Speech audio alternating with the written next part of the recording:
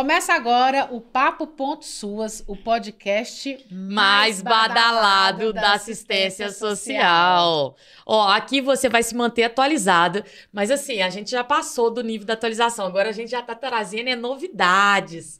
Spoilers! Não, spoiler. Convidados do MDS, nós estamos importantes demais. Exatamente. A ideia, a gente trouxe aqui o André Quintão, secretário nacional de assistência social do MDS, e Regis Espíndola, que é diretor nacional de proteção social especial, também do MDS. E no primeiro episódio, na parte 1, a gente falou muito sobre reflexões profundas, filosóficas sobre o SUAS, essa dimensão da proteção social e várias outras discussões. Mas aqui a gente quer falar especificamente sobre algumas populações vulneráveis e a gente ficou com um gostinho de quero mais sobre essa discussão da ForSUAS, que é a Força Nacional do Sistema Único da Assistência Social, e a Tamara tem muitas perguntas sobre esse assunto. Eu tive o privilégio de atuar na ForSUAS, e aí eu vou deixar para a Tamara fazer as perguntas que ela quer fazer. Eu vou fazer perguntas até pessoais, assim, porque eu vejo os vídeos do ForSUAS, né? Eu vejo vocês atuando no ForSUAS e eu fico curiosa, assim, como é que funciona, quem pode participar, como é que é, assim, porque é muito interessante. Sim, é muito interessante mesmo. Não, vocês estão de parabéns, viu? Vocês estão de parabéns. Acho que a ForSUAS, né, a Força de Proteção do SUAS, que foi instituída ano passado, num modelo mais mesmo voltado para a situação, né, do Rio Grande do Sul. A gente estava no modelo, Tamara e Maíra, de construção de política pública, né, Maíra? Sim, então, todo aquele ciclo de construção de política pública para a gente ter a ForSUAS, né, a nível nacional. Aí veio o Rio Grande do Sul. Gente, temos que colocar na rua, precisamos de dar uma resposta rápida. Fizemos ali, né, assim, esse trabalho de estar no Rio Grande do Sul com o deslocamento de equipes, mas não só de equipes, também, assim, a ForSUAS, ela tem essa mobilização dos apoiadores, que são profissionais, né, que são deslocados de um outro município para apoiar, né, um município afetado, mas também ela envolve questões relativas, por exemplo, à organização de um acolhimento emergencial, de capacitação dessas equipes, de um processo de acompanhamento, né, assim, pós o período de emergência, porque isso é muito significativo para a assistência social, né? Quando a gente pensa, por exemplo, assim, a situação numa... Vou dar o exemplo aqui da chuva, que ele é o mais visível para todo mundo, né? Choveu muito. A saúde, ela vai ter uma atividade ali intensa naquele momento de vacinação, de atendimento, etc. e tal, mas passado aí um determinado período, volta-se para as questões rotineiras de saúde. Não é mais em função da emergência. A assistência social, não, ela provoca efeitos que são posteriores. Sim. Né? Porque a gente tem o empobrecimento das famílias, a gente tem o agravamento das violações, a gente tem aí o agravamento de dependências, né? Tudo isso em decorrência de eventos, né, que são aí emergenciais. Então a ForSUAS, ela tem essa característica, né? Primeiro, né, e o mais visível, de fazer essa mobilização entre os trabalhadores, né, que nós chamamos de apoiadores. E segundo, de pensar também as questões de logística, as questões, né, de organização, de gestão, né, e não só do atendimento. Acho que é fundamental, né, assim, para quem tem mais interesse, né, sobre a ForSUAS, de entrar no site do MDS, o www.mds.gov.br. Quando a gente abre o site do MDS, vai ter um bannerzinho roxo escrito Emergência e Calamidade. Se a gente clicar nele, vai ter várias opções ali, de caderno de orientações, normativas, como que acessa financiamento, né? Existe um cofinanciamento emergencial para essas situações. Então, se o seu município está passando por uma situação, né, de chuva ou de outra situação que envolva uma emergência, né, climática, vocês podem estar acessando esse recurso, que é um recurso emergencial. Lá vai ter o passo a passo com o modelo do requerimento que vocês devem estar encaminhando para a secretaria, o modelo do ofício, né, basicamente vai preencher mesmo esse instrumental e nos encaminhar, e também o modelo para requerer a ForSUAS, né, no seu município ou no seu estado.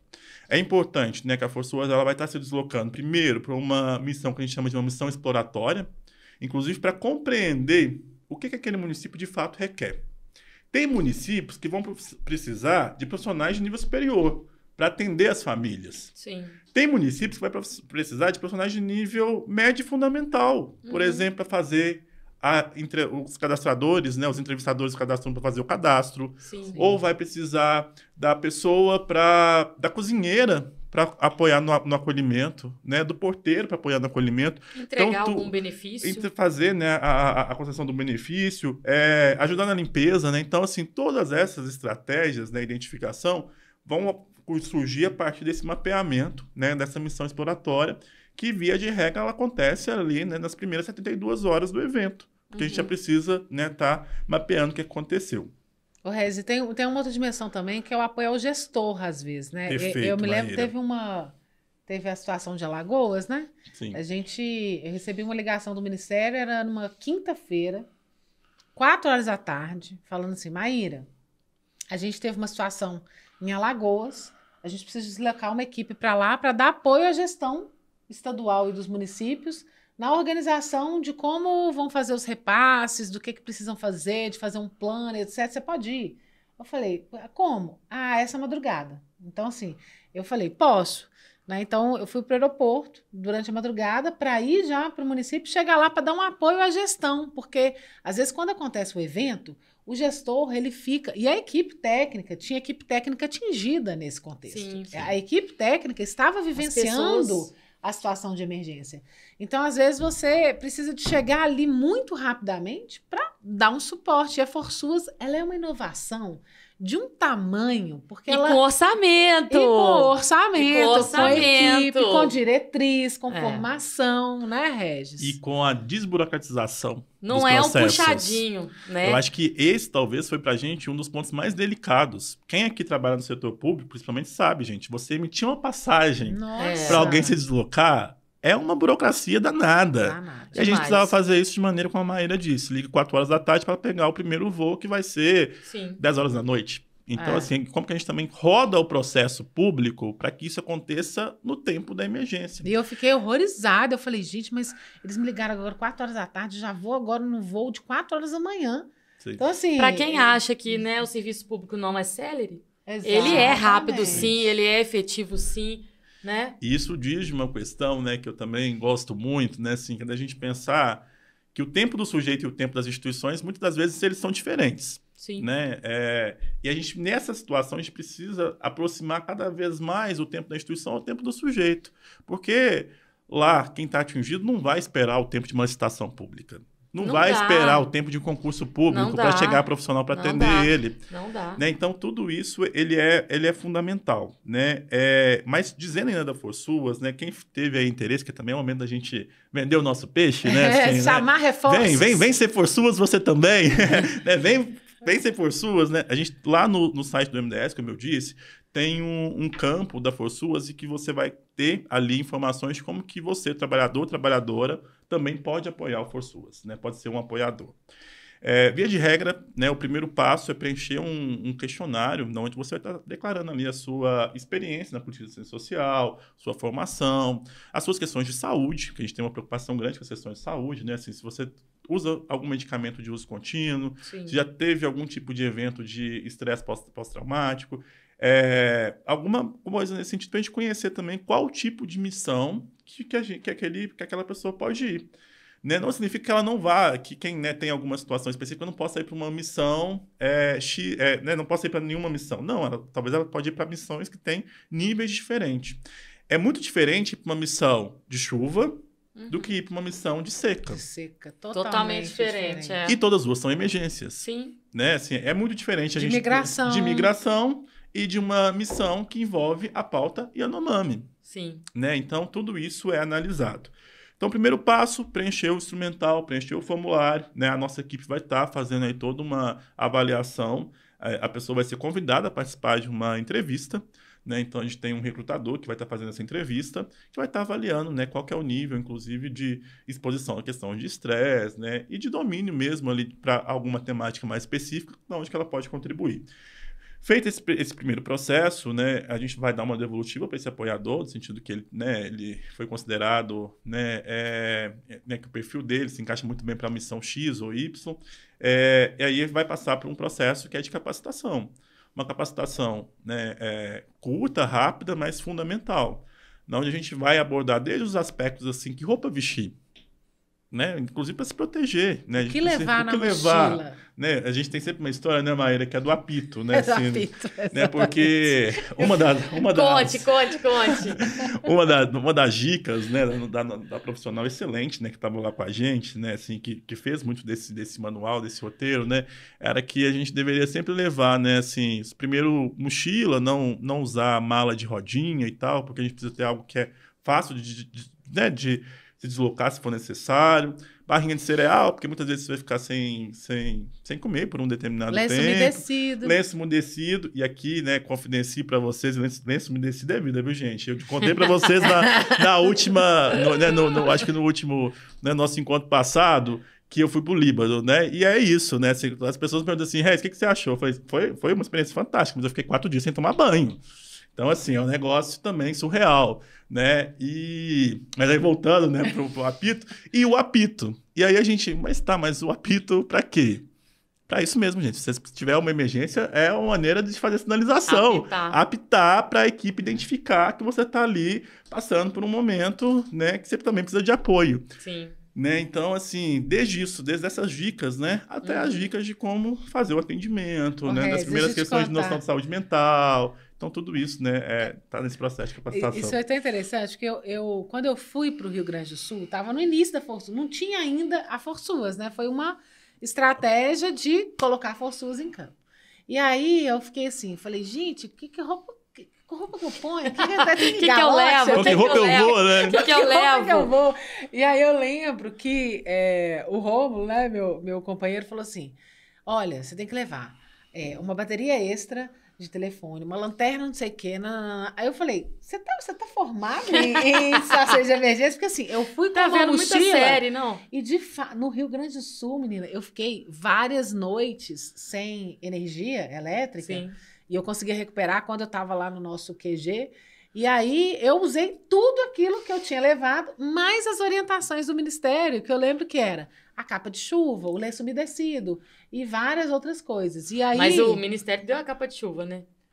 Não dava tempo. Sabe como é que foi? Tem que ter uma capa de chuva em casa, não o dá diretor não, emprestou ela no capa de chuva, né? Agora tem uma capa de chuva em casa, não. O André me mandou sobrinha. mensagem às 7 horas da manhã. Tinha acabado de acontecer no Rio Grande do Sul. Ele mandou uma mensagem às 7 horas da manhã e falou, Maíra, tudo bem? Você pode me ajudar? Aí eu falei, posso te ajudar? Não sei o que, mas sabe? Eu já tinha falado não várias vezes para ir trabalhar e etc, pra fazer várias coisas. Aí eu falei, não vai ter jeito. Aí fui para Brasília, cheguei lá e falei, Regis, eu não consegui comprar a capa de chuva. Eu dormi na casa do Regis, inclusive, de um dia para o outro, que eu nem tinha onde...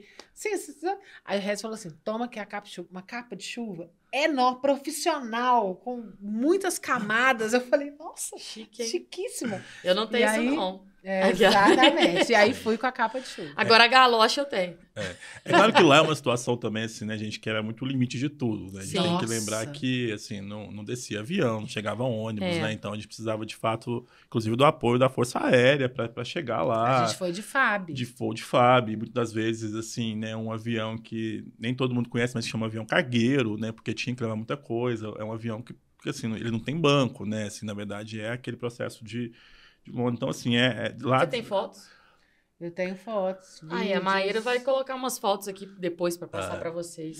Então, assim, lá, de fato, um desafio qualquer nível de planejamento, né, e tudo. Mas de entender, né, que a Força ela tá para essas situações que são extremas, mas também que ela tá para as questões de seca, de estiagem, de migração, né? A gente já atendeu, né, desde o início do ano, né, quase 2.000 pessoas que foram deportadas dos Estados Unidos, né, então, tanto aqui em Belo Horizonte, tanto em Fortaleza, que alguns voos também desceram em Fortaleza, e, como eu disse, também retornados de Gaza, né, então, assim, a gente tem discutido as emergências da assistência social a partir de 4 dimensões, né, que são as emergências que podem acontecer na assistência que a gente conseguiu identificar até nesse momento. A primeira, que são essas relacionadas às questões climáticas, que a gente discute mais sobre elas, e que eu acho que todo mundo consegue ter uma percepção melhor. A segunda, da migração e do refúgio, né? Então, entendendo que isso também, né? E aí eu estou falando migração enquanto um tema que guarda-chuva, envolvendo também a parte das deportados, retornados, né? Todas as categorias.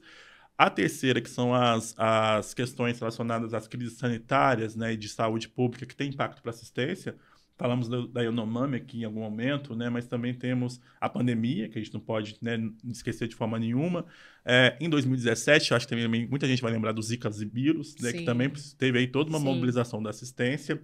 E uma quarta, que são as graves violações de direito, né? Então, da gente entender que pode ter um fenômeno naquele município que vai provocar uma grave violação de direito e que a gente ainda não conseguiu classificar isso, né? E aí pode envolver tráfico de pessoas, trabalho escravo, mas pode envolver também uma situação que eu acho que, para a gente, né, foi também, né, não sei, querer algum tipo de intervenção, que foi naquele avião que caiu ano passado, né, em São Paulo, numa cidade pequena, e que, de repente, a cidade tem que também se mobilizar para atender os familiares, para atender a imprensa que estava ali, para atender as pessoas que estavam ali buscando informações e que precisavam, inclusive, né, que foi necessário, inclusive, um acolhimento emergencial para acolher as famílias que estavam chegando.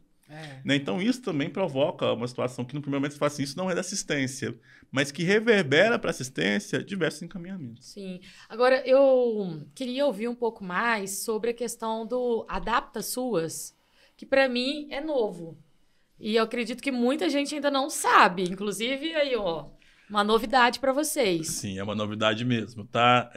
O André inaugurou, né, isso de dar o furo aqui, né? Então a gente tá fazendo aí um Eu tô perguntando humildemente, spoiler. porque eu não sei se eu tô desatualizada ou se realmente ninguém sabe. Mas é uma estratégia recente, né, assim, que a gente tem lançado em parceria com o Unicef e com o Congemas, que é o Colegiado Nacional de Gestores Municipais de Assistência Social, que é uma plataforma que chama plataforma Adapta SUAS.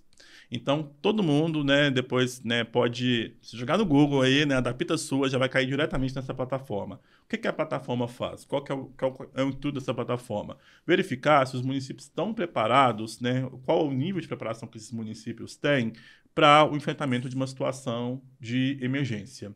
Então, é uma série de perguntas que vão estar ranqueando uma pontuação daquele município e quanto mais próximo, né, da pontuação máxima ele tiver, melhor preparado ele está. Né? E que as próprias perguntas também elas vão ajudar os gestores municipais, as equipes municipais a se organizarem para as questões de emergência. Né? Até, né, a plataforma ela foi lançada, salvo engano, no mês de maio mais ou menos. Então, entre maio e agosto, a gente já teve 880 municípios que já fizeram, né, o preenchimento da plataforma, da SUAS, e todos eles têm nos dado um retorno muito positivo. Né, assim, no sentido de que de fato é um instrumento de gestão que o município consegue, a partir desse instrumento, né, olhar para a sua realidade e identificar onde ele tem maiores gargalos e onde ele está, né, mais potente. E tem contribuído muito também, muitos municípios estão num processo de resposta aos planos de contingência que foram exigidos pelo Ministério Público. Sim. Então, esses planos de contingência também, né, a plataforma ela também tem como intuito subsidiar os municípios na produção dos seus planos, naquilo que se diz na parte, né, da assistência social. Muito legal isso, Rez. Agora sim, a gente está chegando no final do episódio, né? Ainda tenho perguntas. Pois é. Mas eu queria... A gente está chegando no final, mas eu ainda tenho perguntas. Você quer fazer suas perguntas também? Mas é muito rapidinho, assim. Vamos fazer só um bate-bola? Rápido, mas bem rápido tipo mesmo. De frente com a Gabi. Aqui, uma pergunta, uma palavra. Pode ser. Pode ser mais. Pode ser. Não, assim, eu quero te ouvir falar um pouquinho sobre a questão da pessoa em situação de rua, porque tiveram algumas publicações, pesquisas, os dados do CadÚnico apontam uma coisa, outros dados apontam outra. Então, assim, rapidinho, assim. Porque eu sei que você está muito por dentro disso. Sobre isso, era a última pergunta que eu ia fazer para ele. De qual também, além dessa questão dos dados, da vigilância, né? Assim, a gente sofreu demais com isso. Segundo fulano de tal, os dados do cadastro, mas eram dados atualizados, etc. Mas eu queria, Rez, que você falasse também como que você enxerga as tendências de atendimento à população em situação de rua. A gente migrou de modelos de atendimento, né, que eventualmente não dão mais respostas à mudança de perfil da população em situação de rua, à necessidade mesmo, porque o SUAS vai mudando e avançando. Sim. E esse público está aumentando muito. Exatamente. Então, queria que você falasse um pouco assim, de quais são as tendências que você vê hoje no atendimento à população em situação de rua e as melhores práticas, né, no Brasil ou até internacionais que você tem visto. Não, perfeito. Eu acho que o primeiro ponto, né, que vocês duas trouxeram, que eu acho que é fundamental, a gente compreender que dados do cadastro único, eles não são dados de pesquisa censitária, né? A gente tem que, sobretudo a mídia, né? Ela faz uma pergunta assim, quantas pessoas em situação de rua tem em Belo Horizonte? Ou tem em Minas Gerais? Ou tem no Brasil? Ou tem em São Paulo? Elas querem um número fechado. Uhum. Que o cadastro único, por mais que a gente possa fazer uma extração ali de um número fechado, ele nunca vai ser um número fechado. Por quê? Porque um censo, ele é uma fotografia. Então, ele nos tem a condição de passar um dado fechado. O cadastro único, ele é um filme. Então, isso é muito diferente, uma fotografia de um filme. E o cadastro único, ele vai ter um período, que é o seu período de atualização. 24 meses, 12 meses para algumas determinadas situações, 48 meses para estar saindo da base. Então, quando as pessoas, né, falam assim, em Belo Horizonte tem X pessoas de acordo com o cadastro único. Não, e é um número exorbitante, né? A gente sempre vê assim, de um ano para o outro aumentou 5 mil, 6 mil. Aí você fala assim, como assim? Sim. E, na verdade, né, assim, o dado ele não é um dado censitário. Então, ele não deve ser compreendido como sendo o número que tem de pessoas em situação de rua em Belo Horizonte, mas sim o número de pessoas que foram acessadas pelo SUAS, né, e eu acho que isso é muito importante de a gente dizer, né, no cadastro único da população em situação de rua. Isso é totalmente diferente. Até para a gente desmistificar, porque, às vezes, o dado é sempre dado de uma forma negativa, né? Assim, Belo Horizonte aumentou os dados, São Paulo aumentou os dados, ou qualquer outra cidade, né? Muriaé, que é a sua cidade, aumentou os dados. E, na verdade, se a gente pega o dado em si do cadastro único, a gente está falando do aumento da proteção, não do aumento do fenômeno. As pessoas estão acessando, né, o SUAS e estão no cadastro único. A gente precisa ter, de fato, né, pesquisas censitárias. Algumas capitais fizeram, algumas cidades, sobretudo cidades maiores, fizeram. A gente tem um estado, Rio Grande do Norte, que o estado fez uma pesquisa sobre a população em situação de rua, né? E aí isso sim nos dá um retrato, né, daquele número. Então, acho que o primeiro ponto é esse. Isso significa que os dados não devem ser olhados? Muito pelo contrário. Os dados do cadastro único, sem dúvida nenhuma, hoje é a nossa maior fonte de informação, né, sobre a população em situação de rua e devem ser observados sim. Mas muito mais do aspecto qualitativo do que do aspecto quantitativo. Sim, sim. Embora quantitativo seja importante, mas a gente tem que ter essa leitura mais mesmo, né, do que os dados nos querem dizer. E um outro ponto, né, que eu acho que né, tentando responder também, interagindo um pouco com a pergunta de vocês, é que a gente tem um modelo ainda para a população em situação de rua, um modelo que foi tipificado em 2009, mas de uma unidade que nasceu em Belo Horizonte, Centro Pop, né, lá em 94, 96, Sim. O governo, né, do prefeito à época, Patrus Ananias, depois do ministro Patrus Ananias, né, de Centro Pop, ou seja, né, um modelo que já tem aí quase 30 anos da sua existência enquanto modelo, né, de organização de serviço, que também não atende muito mais às especificidades da população de rua de hoje, né? Não estou falando aqui que o Centro Pop não funciona, gente, muito pelo contrário, o Centro Pop funciona muito. O Centro Pop é uma unidade super potente, né, que oferta proteção, mas que, como outros serviços do SUAS também, como outras unidades do SUAS, ela precisa também repensar as suas metodologias de trabalho. E aí, né, eu acho que muita gente fala, né, o tempo todo assim, que a gente tem que mudar a tipificação, que a gente tem que ter novos serviços. Eu concordo, não discordo não, acho que tem que ter sim. Mas antes disso, a gente tem que ter novas metodologias de trabalho para os serviços que nós temos. Sim.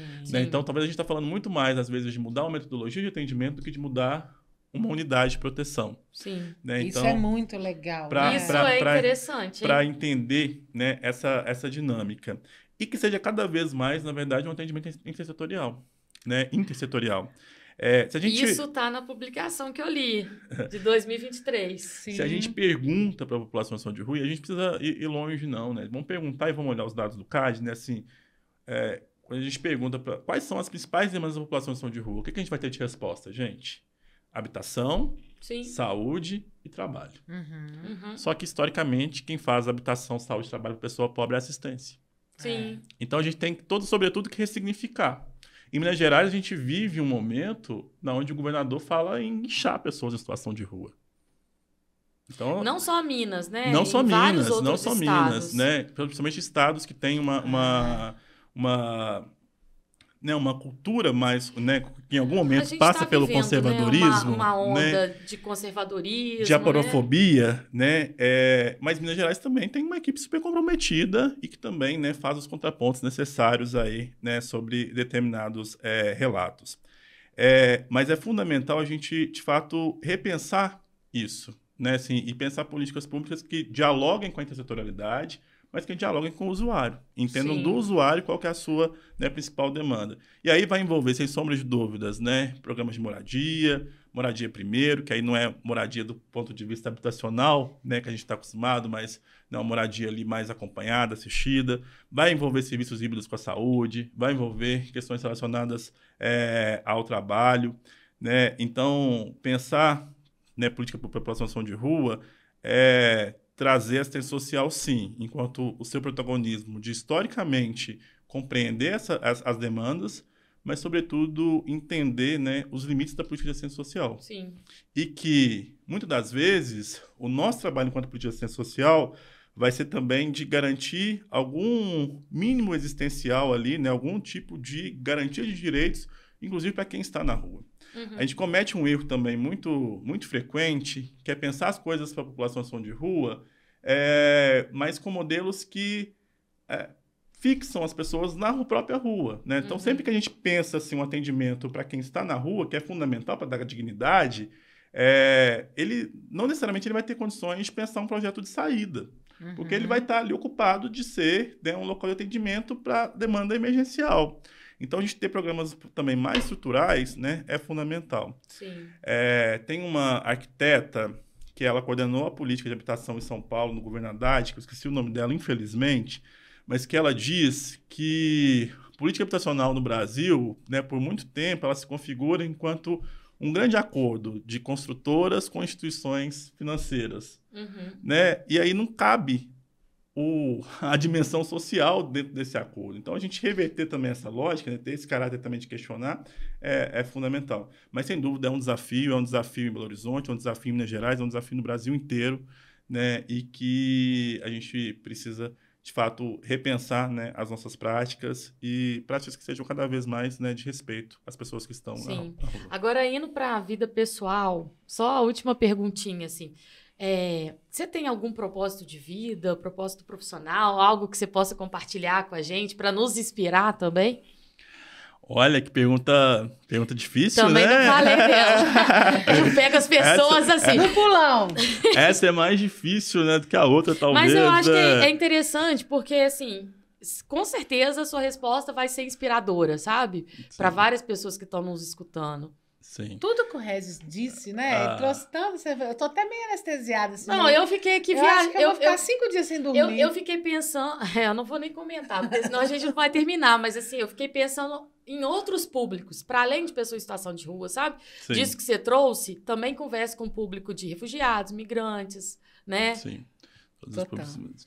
Olha, eu acho que, né, não diferente de muitas pessoas que estão na assistência, né, enquanto propósito profissional é da gente, de fato, ver essa política que a gente tanto acredita, né, ganhando um patamar de política pública essencial que ela é. Né? A gente é reconhecido enquanto política pública em diversas situações, menos no orçamento. Ah, né? Eu estava querendo essa resposta. Então, assim, acho que enquanto trabalhador do SUAS, é óbvio que, né, que eu quero um SUAS cada vez mais potente, né? Que eu quero um SUAS cada vez mais que exerça, de fato, proteção, um SUAS cada vez mais com participação dos usuários, um SUAS com trabalhadores e trabalhadoras valorizados, né? Um SUAS com gestores que não reflitam mais o primeiro-damismo, um SUAS qualificado. Né? Então, acho que, né, respeitem os SUAS. Né? Assim, eu acho que esse é um ponto. Agora, enquanto o Regis, né, de fato, também não é muito distante daquilo que todo mundo quer, né? Mas é da gente, talvez, viver no Brasil e no mundo, né, tempos melhores no que se diz respeito, né, ao respeito à democracia, né, tempos onde esse ódio coletivo que está posto, né, seja presente apenas nos livros de história, né? Então, e que a gente possa, de fato, né, criar conexões, redes, convergências, né, e que a gente siga, né, todo mundo junto. E repito uma frase que a gente aprendeu, né, em 2018, que é ninguém solta a mão de ninguém. Né? Então, que a gente siga todos aí, né, de mãos dadas. Muito obrigado, Regis. Você Muito acredita que o obrigada. Regis foi meu aluno lá no Gestão Convergente? Olha o aperto Olha que eu passei. só. Imagina, ter o Regis como aluno. Ai, meu E Deus. aprendi muito, gente. Ai, Eu meu também Deus. vou ser aluna. Nossa Sábado agora. Tamara também vai no Você, workshop. vou no workshop do Gestão Convergente. Exatamente. Olha, eu nem sei o que dizer, assim, porque todas as palavras que eu disser serão poucas para agradecer, Regis, a sua grandeza, né? Não só aqui nesse podcast, né? Mas assim, eu tenho muito orgulho, muita gratidão por você, né? Assim, a gente já enfrentou muitas batalhas juntos, né? Em momentos diferentes. E eu fico até emocionada assim mesmo, né? De pensar assim, nossa, quanta coisa a gente já viveu juntos.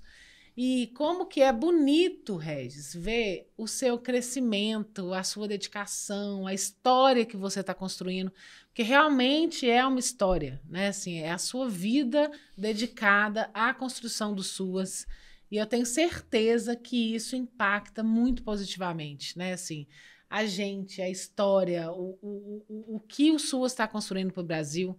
Então, quando a gente às vezes conversa no telefone, você fala, acabei de sobrevoar aqui a Amazônia, eu tô aqui no Nordeste, eu tô aqui no Sul, né? E as batalhas que a gente já viveu, né, juntos aqui em Minas Gerais, em Belo Horizonte. Sim. Então, Regis, só tenho a te agradecer e agradecer por ter tido a oportunidade de te encontrar, agradecer por você estar aqui hoje com a gente e compartilhando na sua generosidade, né, todo esse conhecimento e essas reflexões, não só com a gente aqui hoje, mas com as pessoas que estão escutando a gente, né? Assim, eu fico muito orgulhosa de saber, enquanto brasileira, enquanto cidadão, que existe um Regis, né, sendo o nosso gestor do SUS no Brasil. Então, muito obrigada por isso aqui hoje, né, pela nossa conversa. E a gente fará outras edições aí pra frente. Nossa, depois desse agradecimento, eu só vou falar assim, eu concordo com tudo que a Maíra falou. Não, mas assim, de fato, eu fiquei arrepiada várias vezes, porque é muito conhecimento técnico, teórico, metodológico e até conhecimento pra frente, né? Binômio, serviço-território. Vamos conversar sobre aspectos relacionais. Então, assim, a gente trouxe atualizações aqui muito profundas, sabe? E de forma muito facilitada. Então, eu tenho certeza que você colocou aí uma sementinha na cabeça das pessoas para pensar na dimensão relacional, na dimensão coletiva do trabalho do CREAS, na questão do ForSUAS, que eu tenho certeza que várias pessoas aqui também vão querer saber mais. Então, muito, muito obrigada, viu? Gente, eu agradeço, né, assim, de maneira muito especial de estar aqui, de estar podendo dialogar sobre o SUAS. Agradeço muito, Maíra. Já disse para a Maíra isso pessoalmente, né, e repito aqui, né, para todo mundo que está nos assistindo. A Maíra é aquele tipo de pessoa que quando a gente liga e fala assim, Maíra, estou num aperto, me ajuda? E ela fala assim, eu topo. Aquilo já me dá, assim, uma tranquilidade, falar... Agora, né, agora a coisa vai dar certo, né? Porque a Maíra nos passa... A Maíra tá junto. Tá junto, nos passa segurança, né? Né, e tá aqui, né, assim, também com muito respeito com todo mundo que veio antes da gente, né? E que eu aprendi tanto, né? Aprendo todos os dias com o André, aprendo com várias pessoas que trabalham comigo, mas também não posso, né, encerrar aqui sem citar, né, que o profissional que eu sou hoje... Né, assim, se tem uma pessoa também que aprendi muito, e não só para o profissional, mas para a pessoa que eu sou hoje, é Simone Albuquerque. Né? Então, eu fico muito emocionado assim, quando eu falo dela, porque ela, para mim, assim, é uma referência do SUAS, daquelas que a gente costuma falar que as pessoas são substituíveis. Né? Simone Albuquerque não é substituível. Não, ela é maravilhosa. Então, e igual ela, temos outras pessoas que não são substituíveis nas suas áreas, né? Mas ela não é substituível. E é isso, né, gente? Agradecer também a cada trabalhador, cada trabalhadora, que a gente sabe que nessa dimensão, nessa correria que também se propõe a buscar conhecimento, a estar ouvindo um podcast, estar assistindo um vídeo no YouTube. Isso também diz do compromisso de vocês com a política pública de assistência social. E que bom que nós temos trabalhadores e trabalhadoras como vocês no SUAS. Aqui, comentem o que vocês acharam do podcast, tanto do episódio 1 quanto do episódio 2. Coloca aqui pra gente o que mais te marcou, né? A gente vai adorar saber e a gente vai mandar pro Regis, tá? Então, mandem os feedbacks que a gente ama. Exatamente. Gente, esse foi... A gente termina assim, né, com essa carga de emoção, né, por lembrar de Simone Albuquerque, mas também por ter certeza que a gente está construindo maior sistema de proteção social do mundo, né? Assim, então, isso nos enche de orgulho. Então, obrigada, Regis, pela sua presença aqui. Obrigada, Tamara, por esse momento. A gente está construindo esse projeto, mesmo a trancos e barrancos, porque, assim, todo mundo, né, fazendo uma coisa, fazendo outra, e a gente vai, assim... na raça e na coragem, né? Assim, então, obrigada também por isso. Eu também. Aqui. Nossa, tô amando, viu? Amando, amando. Olha, toda quinta-feira, meio-dia, tem episódio novo, tá? Então, se você ainda não tá inscrito aqui, se inscreve. Curte também, dá 5 estrelinhas. Preencha aí o formulário que a gente colocou para vocês sobre o que vocês querem ver aqui no podcast pra gente trazer, né? Que a gente já tá vendo o formulário e já tá pensando também nos próximos convidados. É isso, gente. Obrigada e até o próximo episódio. Tchau, tchau. Tchau, tchau.